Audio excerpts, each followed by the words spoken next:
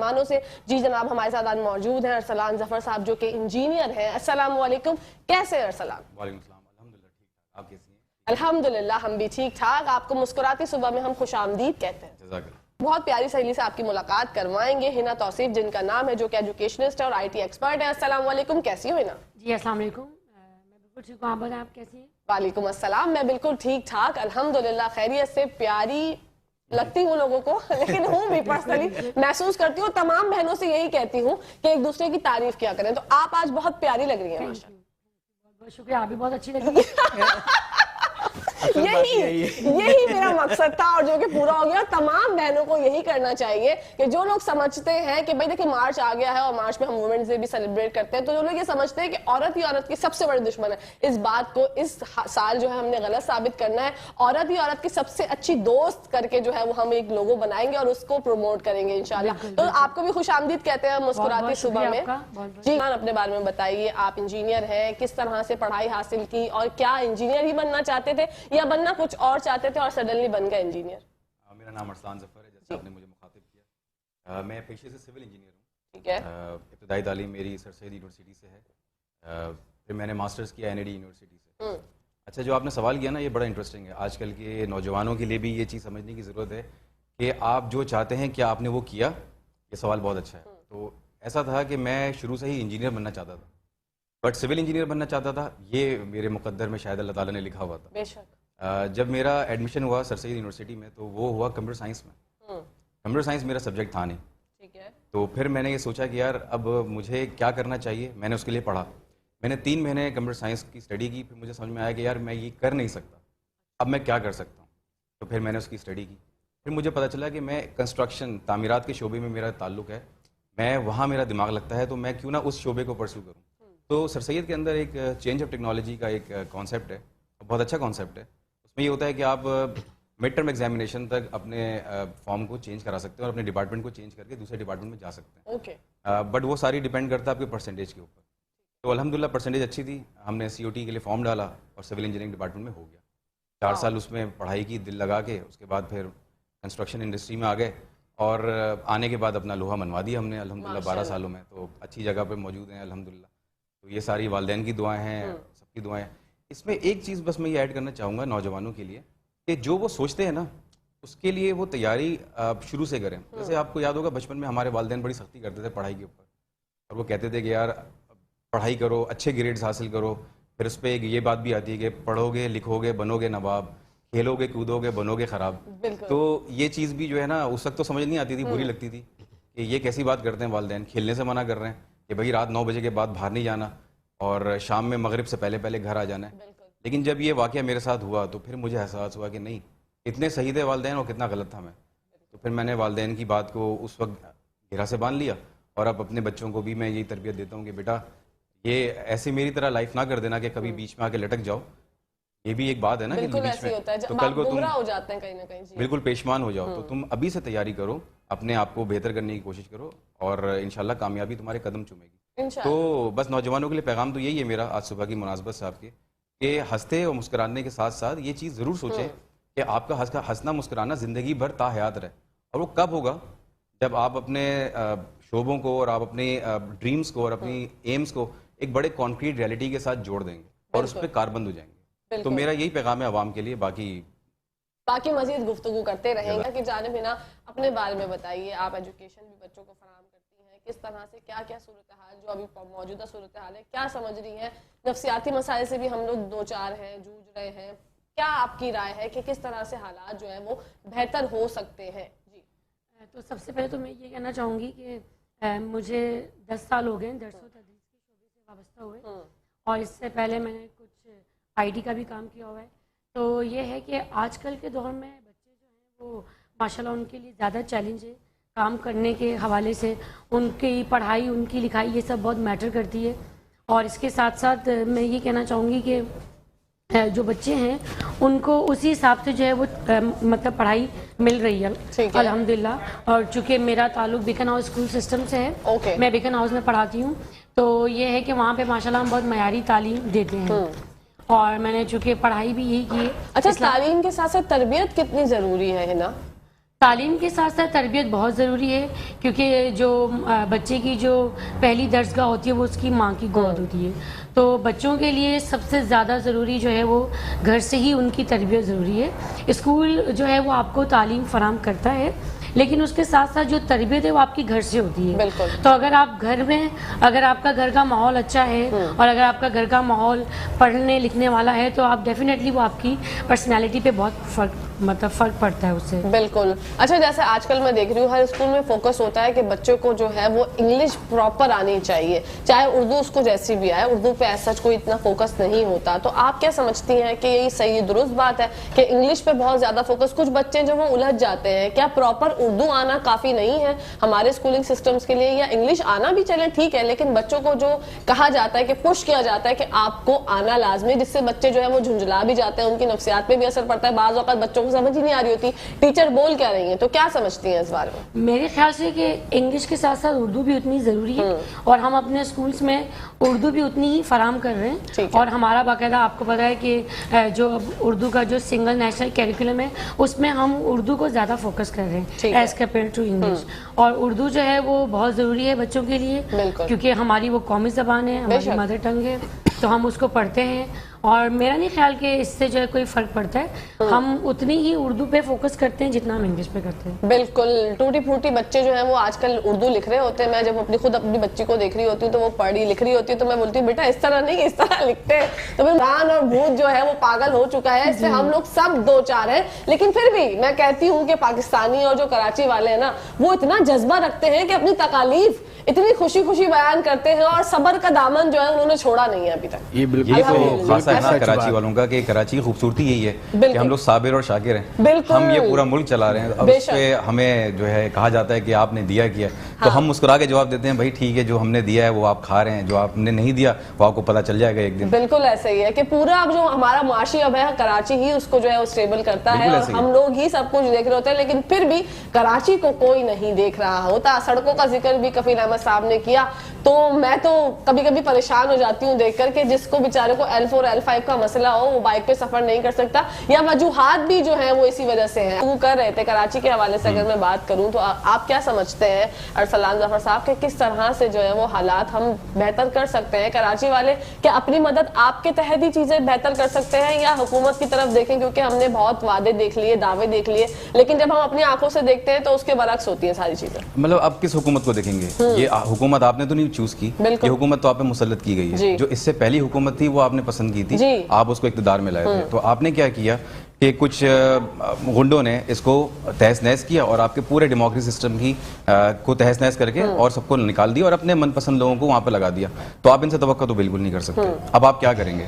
دیکھیں ابھی حال ہی میں کراچی میں 3 نشست خالی ہوئی ہیں نیشنل اسمبلی کی، NA 254, NA 243 and NA 244. اب ہمیں کیا کرنا ہے بحیثیت کراچی آئٹ، کامن سٹیزن، نارمل سٹیزن کی ہم بات کر رہے ہیں. یہاں پر ابھی کوئی ایلیٹ طبقہ کوئی نہیں ہے، ابھی مڈل کلاس کی بات ہو رہی ہے.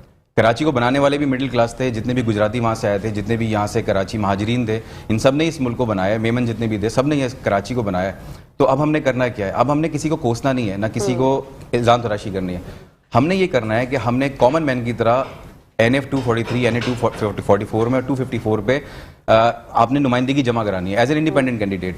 یہاں 3 لوگوں نے کیا ہے. آپ کے پاس 30 پروگرام میں 3 لوگ آ چکے ہیں. خانقاہ بخاریہ کی طرف سے 3 لوگوں نے انڈیپینڈنٹ نومیننسی جمع کرائی.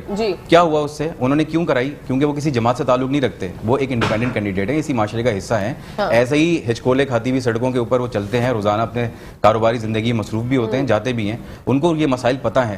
تو جب وہ کامن آدمی جب آئے گا اقتدار میں اور وہ اس کو ہم سپورٹ کریں گے، جب اقتدار میں آئے گا تو پھر وہ چینج کرے گا کراچی کے معاملات کو. آپ کی کوئی سیاسی پارٹی چینج نہیں کرے گی. اتنے سال آپ کی 72 سال سے زیادہ آپ کی انڈیپینڈنس ہو چکی ہے. آپ نے اس 72 سالوں میں میرے خیال سے کچھ کیا تو نہیں کراچی کے لیے، نہ کسی ملک کے لیے. تو آپ اس لیے نہیں کیا کیونکہ کسی کامن مین کو نہیں لایا آپ. اور کامن مین کیسے آئے گا؟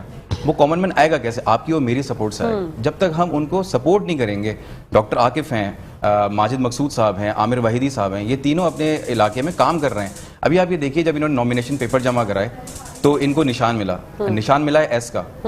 ایس جو ہے وہ نشان اتنا خوبصورت نشان ہے کہ اس پہ آپ نے مہر لگانی ہے تینوں کے لیے، ایک ہی کامن نشان ہے. اب وہ کیا کر رہے ہیں؟ وہ اپنی کانسٹیٹوئنسی میں جا رہے ہیں، عوام اور عوام سے ملاقات کر رہے ہیں. وہ دودھ والا ہو सब्जी फरोश हो या वो घर का मालिक हो या वो किराएदार हो, वो हर किसी से मिल रहे हैं, उनसे दुख बांट रहे हैं। अभी आपको पता होगा नेशनल स्टैटिस्टिकल ब्यूरो जो है पाकिस्तान की, उन्होंने अभी मर्दमशुमारी की कैंपेन की थी और PBS ऑनलाइन उन्होंने सिस्टम कर दिया था। उसके लिए उन्होंने आगाही मुहिम का कोई बाकायदा आगाज़ नहीं किया। तो इंसान अपनी मदद आपके तहत ही उसके अंदर मर्दमशुमारी की चीज़ों को कर रहा था। हमारे तीनों नुमाइंदे ने क्या किया, उन्होंने इस चीज़ को सीखा और घरों में जाके लोगों को समझाया कि भाई ये इस तरह आपने अपनी घर की मर्दमशुमारी को रजिस्टर कराना है इसके ऊपर, फिर लोग आके आपके घर पे इसको तहकीक करेंगे और इसकी वैलिडिटी होगी। बिल्कुल मैं समझती हूँ, बचपन से बच्चों को ये समझाना चाहिए, पढ़ाना चाहिए कि आपका सबसे ज्यादा जो बेसिक चीजें हैं वो कानून पे फोकस होना चाहिए। लेकिन हमारे यहाँ पर जंगल का कानून फॉलो होता है अनफॉर्चुनेटली। लेकिन बच्चों को किस तरह से हम बचपन से ये सब चीजें सिखा सकते हैं? अगर हम सिखा भी देते हैं, जब वो बड़ा होता है, जब वो प्रैक्टिकल लाइफ में आता है, तो वो खुद देखता है कि यहाँ पर चीजें जो हमें बचपन से सिखाई गई थी उससे टोटली बरअक्स है। तो ये पर्सनैलिटी पे जो बच्चों की आप देख रही हैं आजकल जो फर्क पड़ना शुरू हो गया है, गैजेट्स की वजह से भी हो रहा है, क्या समझती हैं? मेरे ख्याल से ये बच्चों की जो है ना घर से और स्कूल से इसमें फ़र्क होता है। जैसे अगर बच्चे स्कूल में गैजेट्स और घर में अगर यूज़ करते हैं तो उनसे उनकी पर्सनैलिटी पे असर पड़ता है। ठीक है। और उसके अलावा बच्चों को, आपको पता है आजकल के दौर में हम बच्चों को इतना खेलने के लिए बाहर नहीं भेजते। हम अपने, क्योंकि हम ये समझते हैं कि बाहर का माहौल सही नहीं है, तो बच्चों की नशोनुमा उस तरीके से नहीं हो पा रही जिस तरह से हमारी हुई है बचपन में। तो इस वजह से बच्चों में जो है ना वो एक जज्बातीपन उनके अंदर बहुत ज़्यादा है। और लेकिन हम बच्चों को काफ़ी मौके फराहम करते हैं स्कूल में। ठीक है। उनके ऐसे टूर्नामेंट और ऐसी एक्टिविटीज़ होती है जिसकी वजह से बच्चे जो है वो अपनी सलाहियतों का इजहार कर सकते हैं। बिल्कुल है ना। आप भी खानकाह बुखारिया से रिलेट जी बिल्कुल हैं, तो बताइएगा कितना अरसा हो गया आपको? मुझे खानकाह से रिलेट हुए 15 साल हो गए। ओ माशाल्लाह। जी 12-15 साल से मैं अब्बा जी से मुंसलिक हूँ और मैं बहुत फ़ख्र से ये बात कहती हूँ। और वहाँ पे हम एज अ मतलब मैं वहाँ पे एक समाजी कारकुन के तौर पे भी काम कर रही होती हूँ। ख़वातीन की वहाँ पे जो विंग है वहाँ पे मैं इंचार्ज हूँ। और उसके अलावा ये है कि हम डोर टू डोर जाके लोगों को गाइड करते हैं। जैसे अभी आपने देखा वहाँ पे ख़वातीन का मतलब काफ़ी हद तक ख़वातीन वहाँ पे 90% आप समझे ख़वातीन हैं, यूथ है हमारे पास, और ख़वातीन का वहाँ पे काफ़ी किरदार है। ठीक है। और हम ख़वातीन वहाँ पे बहुत काम कर रहे हैं। और अभी आपने देखा कि 13 रजब के प्रोग्राम में हम लोगों ने काफ़ी 25,000 लोगों को जमा किया बाग़े जिना में। तो उसमें माशाल्लाह ख़वातीन जो है वो उन्होंने काफ़ी बढ़ चढ़ के हिस्सा लिया। वो जैसे आपने सुना होगा कि वजूद ज़न से है तस्वीर कायनात में रंग। बेशक। तो ख़वातीन का रोल जो है वो हमारे माशरे में बहुत मैटर करता है।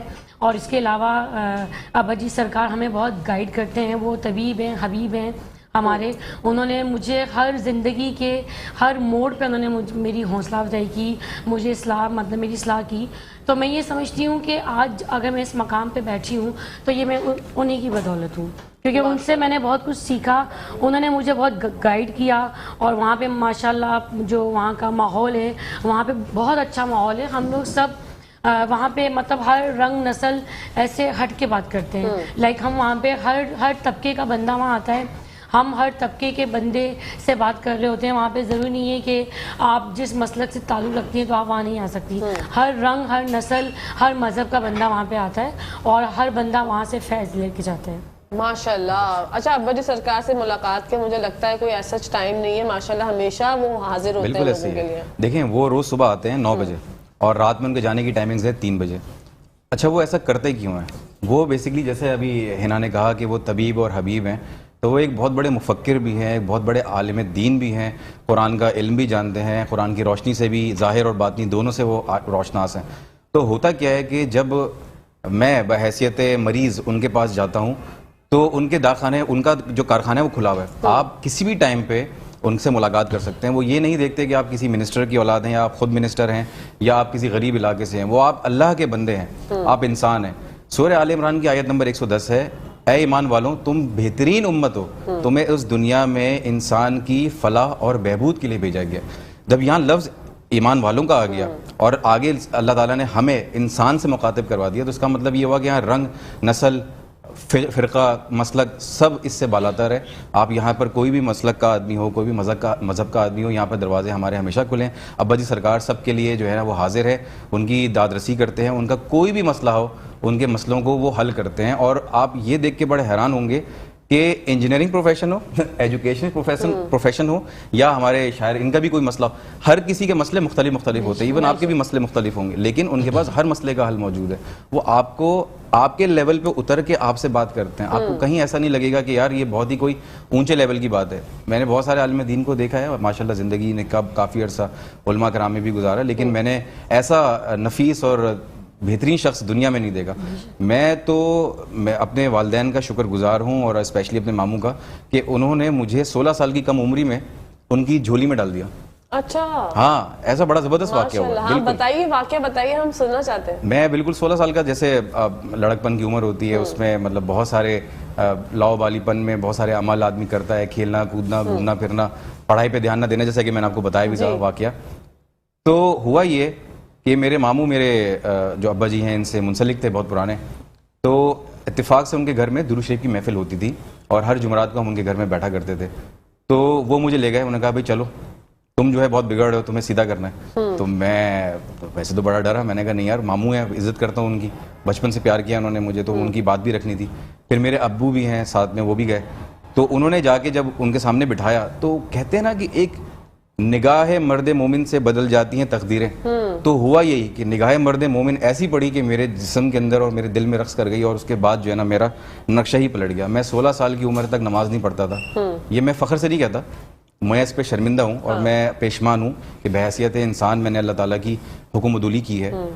میں اس کا مطلب میں آن ایئر بھی اس کو کہنے سے نہیں کتراتا, کیونکہ دیکھیں ایک غلطی ہے, اس کا آدمی کو ازالہ کرنا چاہیے. میں نے اس کا ازالہ کیسے کیا کہ جب میں ابا جی سے جڑا, تو ابا جی نے اس لمحے سے لے کر آج میری عمر 34 سال ہے الحمدللہ, تو ان 16 سالوں میں ابا جی نے جتنے دفعہ بھی مجھے جو بات بھی کی, 18 سال ہو گئے, مجھے ایک ایک ان کی باتوں کو میں نے اپنے گرے سے باندھا اور اس پہ عمل کیا. عمل نہ صدقنا, بالکل صراط مستقیم کی طرح سیدھا چلتا رہا. ہمیں کیا لگتا ہے کہ ہم پڑھتے ہیں سورہ فاتحہ, اور اس میں ہم پڑھتے ہیں کہ اہدنا الصراط المستقیم, اور ہم اللہ تعالیٰ سے دعا کرتے ہیں کہ یا اللہ ہمیں سیدھے راستے پہ چلا, لیکن ہم خود بھٹکے ہوئے ہوتے ہیں, اور ہمیں یہ نہیں پتہ چل رہا ہوتا کہ ہمارا سیدھا راستہ ہے کیا. بحیثیت انسان میں اب اس بات کو سمجھ گیا کہ میرا اہدنا الصراط المستقیم میرا ابا جی ہے. اس کی ریزن کیا ہے؟ ایمان والے جو ہے نا وہ اللہ سے ملا دیتے ہیں. وہ کیسے ملاتے ہیں؟ کیونکہ وہ اللہ کو پہچان چکے ہوتے ہیں. تو وہ آپ کا ہاتھ پکڑتے ہیں, اللہ کے دروازے پہ کھڑا کر دیتے ہیں, میڈیم بن جاتے ہیں وہ. یہ میڈیم جو ہے نا, یہ اہدنا الصراط المستقیم ہے, یہی مستقیم کی صراط ہے, اور یہی ہمیں سمجھنے کی ضرورت ہے. میں نوجوانوں کو, اپنے جو بھی دوست یار ہیں, ان سب کو بتاتا ہوں, اور اپنے بچوں کو بھی بتاتا ہوں کہ دیکھو بیٹا, یہ چیز جو ہے نا بہت ضروری ہے, اس کو تم نے صحیح ٹائم پہ پہچان لیا تو تم پار ہو گئے. اور الحمدللہ میں اس پہ بہت اب فخر محسوس کرتا ہوں کہ جو میری وہ غلطی تھی, میں نے ازالہ, اللہ تعالیٰ نے کچھ ایسا کوئی نیک عمل تھے میرے خاندان میں کسی کا تھا یا کسی کا تھا, میں نہیں جانتا, میرے شاید والدین کا ہوگا, کہ انہوں نے میری زندگی پلٹ دی. اور میں چاہتا ہوں کہ میرے توسط سے میں آگے لوگوں کی زندگی پلٹوں, کیونکہ میرے ابا جی کا نا یہی مشن ہے کہ انہوں نے میری زندگی پلٹی. اب میرے اوپر یہ فرض ہو گیا کہ میں اور اپنے لوگوں کی زندگی کی کایا پلٹ دوں جو تھوڑے بھٹکے ہوئے ہیں, اور ہم الحمدللہ یہی کر رہے ہیں. بالکل. اچھا, خانقاہ بخاریہ 89 ہے کہاں پہ واقع, جگہ کہاں پر ہے؟ یہ گلستان جوہر بلاک 18 میں موجود ہے. آپ اگر موسمیات سے آتے ہیں, اور ایک نیا راستہ بنا ہے جو سیدھا بلاک یہ اپنا گیٹ نمبر 5 کو نکلتا ہے ملیر کینٹ کے, یہ اس روڈ پہ واقع ہے. خاور چوک ہے, خاور چوک کے بعد آرکیٹیکٹ سوسائٹی ہے, تو آرکیٹیکٹ سوسائٹی میں ہماری خانقاہ بخاریہ بہت مشہور ہے. تو یہ بالکل بٹائی آباد سے بالکل منسلک ہے. تو یہاں پر ہم نے قائم کی. اب تو الحمدللہ 5واں سال شروع ہو گیا ہے, 4 سال پہلے ہم نے قائم کی. اس سے پہلے ابا جی جو ہیں وہ مدرسہ تھا ہمارا ملیر کے اندر, ہم وہاں پر رہے. تو یہ ایک سفر جستجو تھی. اس سے پہلے ہوٹل میں بیٹھا کرتے تھے. اب بڑا حیرانگی ہوں گی اس بات سن کے کہ اس سے بھی پہلے وہ ہمارے گھروں میں محفلیں ہوتی تھی, ان کے اپنے گھر میں. انہوں نے اپنے گھر کے دروازے کھول دیے تھے, اور ہم 4 چھوٹے چھوٹے 16 سال 17 سال کے بچے تھے جن کی وہ کاؤنسلنگ کیا کرتے تھے. آپ کے پروگرام میں فہیم بھائی آئے تھے, تو فہیم بھائی نے بھی نا آپ کو ایک بڑی انٹرسٹنگ بات کہی تھی کہ کاؤنسلنگ جو ہے نا انسان کی, وہ بہت ضروری ہے, وہ بچپن سے ہی ہونی چاہیے. بالکل. چلو بچپن نہیں کہتا, میں کہتا ہوں لڑکپن. تو الحمدللہ انہوں نے ہم 4 بچوں کی کاؤنسلنگ لڑکپن سے کی, اور ہم ایک تناور درخت بن کے اب لوگوں کو پھل دے رہے ہیں. یہ صرف ان کی مہربانی اور کسی کی مہربانی نہیں ہے. تو یہ کاؤنسلنگ جو ہے نا فیکٹر انہوں نے اپنے گھر سے شروع کیا. پھر اس کے بعد ہم گھر سے جب لوگ بڑھ گئے تو ہم نے ہوٹلز کرنا شروع کر دیے. پھر میرے ڈرائنگ روم میں ایک اور صاحب ہیں, ان کے ڈرائنگ روم میں پھر محفلیں ہونا شروع ہو گئیں. پھر ہوتے ہوتے جب جگہ تنگ ہو گئی تو پھر ہم نے کہا اب کیا کریں. پھر ہم نے مدرسہ قائم کیا. اب آپ کو میں بڑی انٹرسٹنگ بات بتاؤں, ابا جی نے اپنے پیسے سے کوئی چیز نہیں خریدی, جو بھی چیز ہم نے خریدی, جو بھی ہم نے اپنے ایسٹس بنائے, وہ ہم تمام مریدین کا پیسہ ہے. تو اس کو جو ہے نا, جیسے بہت سارے لوگ ہوتے ہیں نا, وہ کہتے ہیں کہ بھائی یہ عالم دین ہے, یہ اس کا مدرسہ ہے, یہ مولانا صاحب یہ ان کا مدرسہ ہے. ابا جی کبھی نہیں کہیں گے یہ میرا مدرسہ ہے. اب ابا جی سے پوچھیں یہ خانقاہ کس کی ہے, وہ بولیں گے میری تھوڑی ہے, مولا علی کی ہے. کیونکہ اور مریدین کی ہے, کیونکہ ہم سب نے مل کے اس کے اندر اپنا حصہ ڈالا ہے. کسی کا 50,000 ہے, کسی کا 1,000 ہے, کسی کا 5 روپیہ بھی ہے. اب امیجن کریں گے کہ کیا 5 روپے, ہم نے 5 روپے جمع کر کے مدرسہ بنایا, اور اس مدرسے سے پھر ہم نے اپنی خانقاہ بنائی. تو ایسے مضبوط ہوتی ہیں بنیادیں. بالکل, میں سول انجینئر ہوں نا, تو مجھے بنیادوں کی مضبوطی کا بڑا احتیاط ہے. مجھے اس کا اندازہ ہے کہ کتنی ضروری ہوتی ہے بنیاد. ابا جی نے نا مجھے اپنی کردار سے اپنی مضبوطی کو دکھایا کہ دیکھو بیٹا بنیاد کتنی مضبوط ہوتی ہے. ہم نے اپنی بنیاد کو مضبوط کر لیا ہے الحمدللہ. اب ہم دنیا میں چھانے کی طاقت رکھتے ہیں. اسی لیے جو میں نے آپ کو بتایا کہ ہم نے 3 کینڈیڈیٹ جو کھڑے کیے, انشاءاللہ وہ کایا پلٹیں گے. دیکھیں جیتے نہ جیتے یہ تو اللہ کے ہاتھ میں ہے. بے شک محنت تو ضروری ہے نا, محنت ضروری ہے. بالکل. اب آپ دیکھیں کہ 10 کینڈیڈیٹس ہیں, 9 آزاد امیدوار ہیں, ایک صرف پی ٹی آئی کا کارکن ہے, اور اس 9 آزاد امیدواروں میں ایک ہمارا خانقاہ کا حمایت یافتہ بندہ ہے. ٹھیک ہے, تو ایسا کیا ہو رہا ہے کہ کوئی پارٹی جو ہے اس خالی نشستوں پہ نہیں کھڑی کر رہی ہے اپنے نمائندے, اور زیادہ تر آزاد امیدوار کھڑے ہو رہے ہیں. اس کا مطلب یہ ہے کہ وہ مفاد پرست ہیں. وہ 9 لوگ جو ہیں وہ مفاد پرست نہیں ہیں. پی ٹی آئی تو سمجھ میں آتا ہے کہ وہ کارکردگی ان کی ویسے بھی کراچی میں رہی نہیں, لیکن اوور آل پورے ملک میں ان کی کارکردگی پھر بھی بہتر رہی. ایک پولیٹیکل پارٹی تو ہے, کوئی ایک ان کا لیول تو ہے, کوئی اسٹیٹس کو میں اس کی کوئی عزت تو ہے. بالکل. لیکن باقی جو 9 لوگ ہیں ان کو اس کراچی کا احساس ہے. بالکل, اور بہت ہی انٹرسٹنگ باتیں ہیں ماشاءاللہ آپ کی. ہم ہنا کی جانب, ہنا بتائے گا انتخابی مہم کیسی چل رہی ہے جو آپ کے انڈیپینڈنٹ کینڈیڈیٹس ہیں خانقاہ بخاریہ 89 کی طرف سے؟ انتخابی مہم بہت اچھی چل رہی ہے, اور جو تینوں ہمارے کینڈیڈیٹ ہیں ڈاکٹر عاقب, ماجد مقصود اور عامر واحدی صاحب, وہ ڈور ٹو ڈور جا کے لوگوں سے بات کر رہے ہیں. اور آپ کو پتہ ہے کراچی جو ہے وہ پاکستان کا وہ سب سے بڑا بیٹا ہے, اور جو کما کے دیتا ہے لیکن اس کا کوئی پرسان حال نہیں ہے. بالکل. تو یہ 3 افراد جو ہیں حمایت یافتہ ہیں ابا جی سرکار کے, اور یہ کام کر رہے ہیں ڈور ٹو ڈور جا کے, اور لوگوں کے مسئلے سن رہے ہیں, ان کے مسئلے حل کر رہے ہیں. تو انشاءاللہ دیکھیں کامیابی اور ناکامی تو اللہ کے ہاتھ میں ہے. بے شک. وہ اپنی محنت کر رہے ہیں, اور انشاءاللہ ہماری دعائیں ان کے ساتھ ہیں. تو میں آپ کے پلیٹ فارم سے یہ تمام عوام کو یہ کہنا چاہوں گی کہ آپ ضرور نکلیں, انہیں ووٹ دیں, کیونکہ آپ نے سب کو ہی دیکھ لیا کراچی میں کراچی کے لیے کوئی مطلب نہیں نکلتا. آپ دیکھیں کراچی کی عوام سے بھی میں یہ کہنا چاہوں گی کہ آپ نکلیں اور آپ ووٹ کاسٹ کریں, کیونکہ یہ لوگ ابا جی کے حمایت یافتہ ہیں, اور یہ کوئی بہت بڑی پوسٹ پہ نہیں ہے, یہ نارمل ہماری طرح سے نارمل انسان ہیں اور نارمل لوگ ہیں, اور میرے خیال سے یہ بہت اچھا کام کر سکتے ہیں. بالکل. کیا پیغام دینا چاہیں گی ناظرین کو؟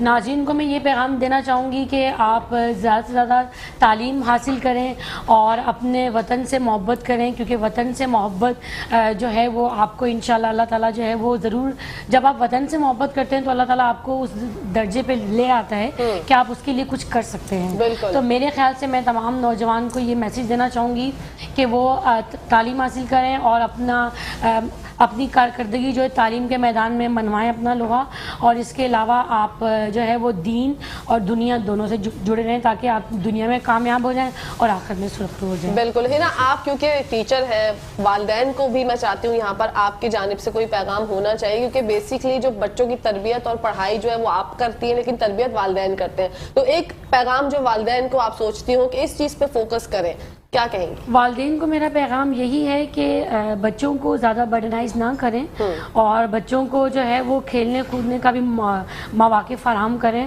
اور اس کے علاوہ گھر میں ان کی تربیت اچھے طریقے سے کریں, کیونکہ آج کل کے والدین جو ہیں وہ ساری چیزیں وہ اسکول پہ چھوڑ دیتے ہیں کہ بھئی اسکول ہی ذمہ دار ہے تعلیم کے ساتھ ساتھ تربیت کا.